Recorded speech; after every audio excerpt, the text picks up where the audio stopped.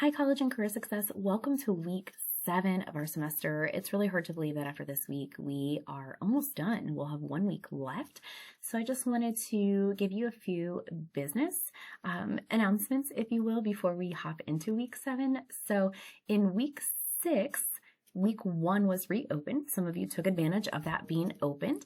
And now in week 7, week 2 will be reopened. So this coming Friday, Saturday, Sunday of week 2 will be reopened again if you happen to have missed anything from week 2 in the semester. Again, every once in a while I'm having someone, maybe they forgot an assignment, they uploaded a blank document, whatever might have occurred. You're getting a chance now to kind of make up some of those points. So this Friday, Saturday, Sunday, you can already see the dates are plugged in there. You are able to go back in and make up points from week 2. Also, after you complete week 8, week 7, I want to emphasize, please complete week 7 first. Then week 8 is opening early. So you will see week 8 is also opening up this coming Friday, and you'll have from Friday to Friday. So pay attention. This course ends on a Friday. So Friday, July 24th is when we are done. So you'll have a full week. So I just want to make sure that you are aware of that. All right, so let's hop into week 7. So this week, there is not a particular chapter we're covering. It's more resources and kind of planning ahead. So you will have 3 assignments this week: library assignment, registration assignment, and my academic plan assignment. So all 3 of these are due by Sunday, and all 3 of them will get you 100% attendance. Now, if you miss one, you'll get partial attendance. So just keep that in mind as well, that we are using this for attendance purposes. And so not to make any video particularly too lengthy, I am just going to cover each assignment in its own separate video, just to make sure we're okay, because the library assignment is its own thing. And then these 2 kind of complement each other, but I still record them separately as to not overwhelm you with too long of a video for the assignment piece. All right, so let's go ahead and talk about the library assignment.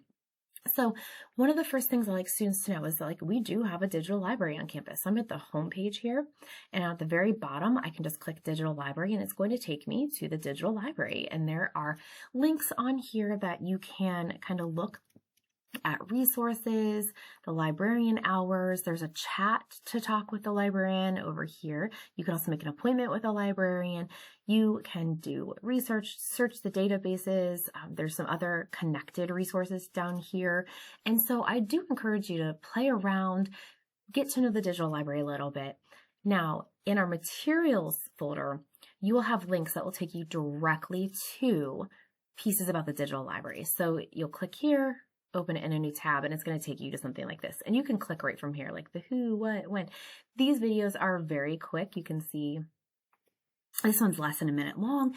And so the research process one is usually the one that has a little bit more going on because it's a little bit more involved.